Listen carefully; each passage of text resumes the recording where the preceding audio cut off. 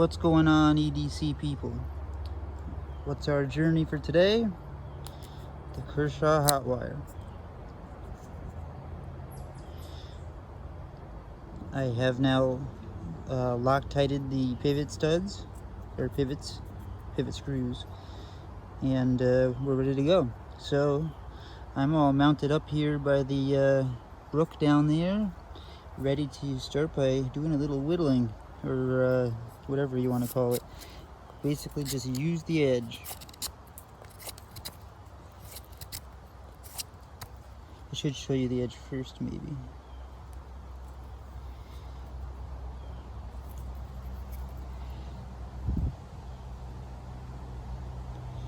It's pretty nice. I did strop it up. It's pretty sharp right now. So we'll just start kind of like we did yesterday, where we just carved some bark off a stick. Just some of the things that, I don't know, this isn't really an EDC task necessarily, but I'm just basically wearing down the blade, doing some fun stuff that people might do with their knives. You know, I could do tests like I have rope. I could lay it out and cut it and see how many times I could cut the rope, if that's something that you guys want. If you'd rather a more scientific kind of a thing, but I think, you know, there's channels that do that already, so I'm kind of just your everyday Bob. And I want to show you things that maybe aren't so scientific, but still get the job done. Okay, now I'm trying, this is a pretty hard stick now. The bark came off easy, but hey, let's try doing some someone's got to teach me how to do these feather sticks, or feathered things.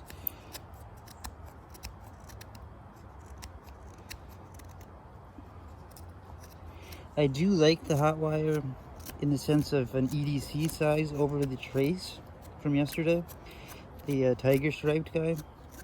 This is definitely a much more EDC-able size for me. In fact, it's a tiny bit small, but I can still get all 4 fingers on it. But I do have relatively smaller hands than probably most people my age. I wear a large medical glove, but it's baggy. I could get away with a medium medical glove, if that makes any sense to you. That's about as good as I can get. Bottom line is, if you knew how to do it, you probably could feather pretty well. Next test would be, let's just carve into it.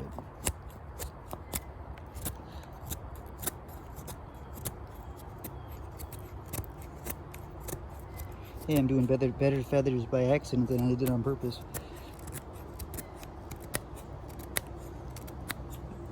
I'm not even kidding.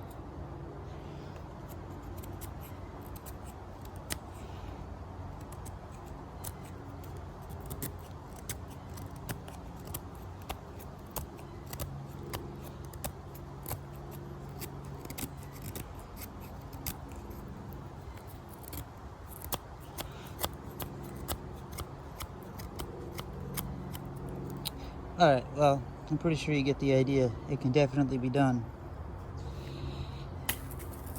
Let's find the next Yeah, this one has nothing to do with the Hotwire. I just wanted to show you more of that ravine and how steep some of the hills are.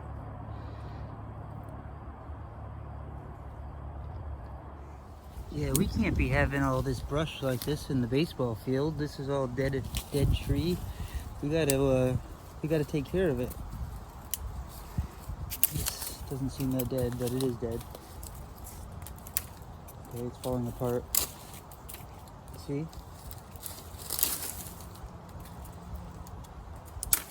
Okay, it's so dead that this is not even really cutting.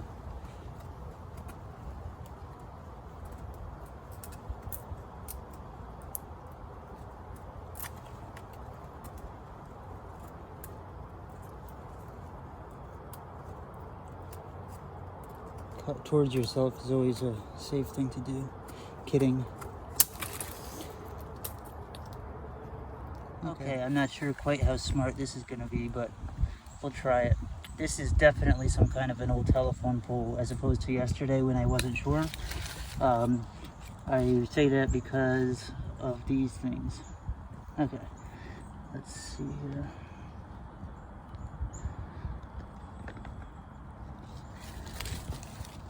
I absolutely think this is a bad idea, and that's why I love it.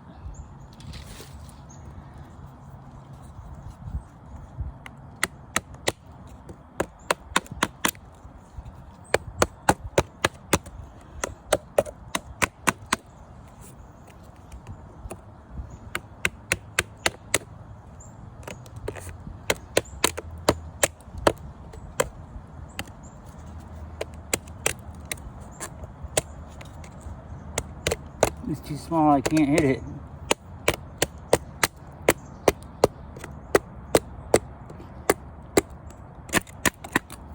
Absolutely just batoned that. With this.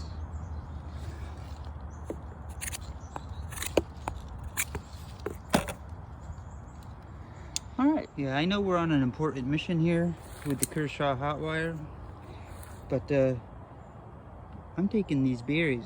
They look tasty. Wild berries that I don't know.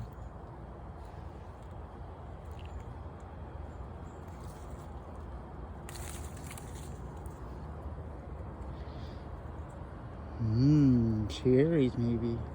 No, I'm kidding. Don't ever eat wild berries that you don't know.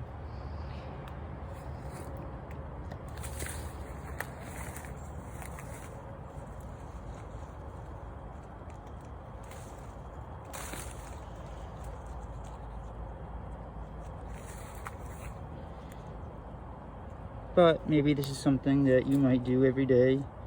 Not this particularly, but cut some stems or flowers or something. How's the edge doing? Not holding up as good as the 8CR yesterday. This is where home plate would be. It's kind of covered up right now, but they must have uncovered it when they mowed yesterday. It's that kind of like clayish. I wonder if there's anything good underneath of this clay stuff.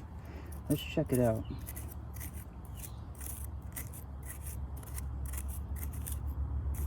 No, just clay stuff.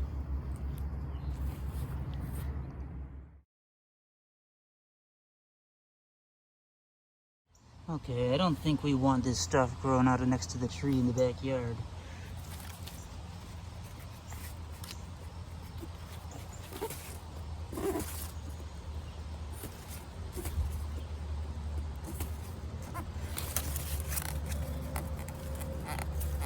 Yeah, it's starting to get dull, guys. I'm not even gonna attempt this. I say that as I attempt it. Yeah, it's not gonna get through this. I'm trying to make this video a little shorter than yesterday's. I know that that was long. Alright guys, so in finale, as far as the use of the hot wire goes, the action is still pretty good.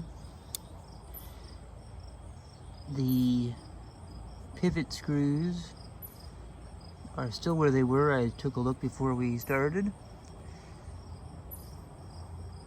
This is the hot wire. It did okay for an EDC size. Obviously I abused it. It is not sharp anymore. I will make a part 2 where I sharpen. That way it's not such a long video for either of them, okay? If you're interested in the sharpening of it, see part 2. Otherwise, that's the hot wire. Now I'll wrap this up. Okay, so in conclusion, my thoughts are, you know, for a 5CR knife, it was okay. I did not like the pivot screw issue when I first got it. That may have just been this model, I mean this particular one, but just watch out for it if you do get it. For 5CR, I think it did okay. You know, I did way more work on it than probably an EDC knife would do. So for an EDC knife, I think it's okay. It's kind of comfortable. It's pretty interesting looking. Even for assisted, it's not bad. yeah, I mean, I guess in that sense, for EDC use, it gets my stamp of approval. For a little more than EDC use, if you carry something that's meant to do EDC plus, not my cup of tea. Now, the blade is dull. I'm not going to sharpen it until later on when my daughter goes to her mom's, because I want to spend some time with her. As you can see, I mean, it is not dull. I mean, I'm sorry, it is not sharp whatsoever. Now we're sure of that.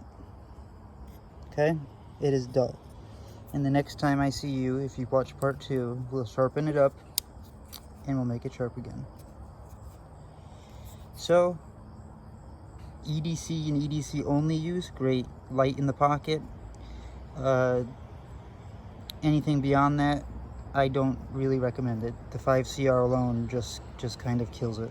Okay? See you when we sharpen. Have a great day.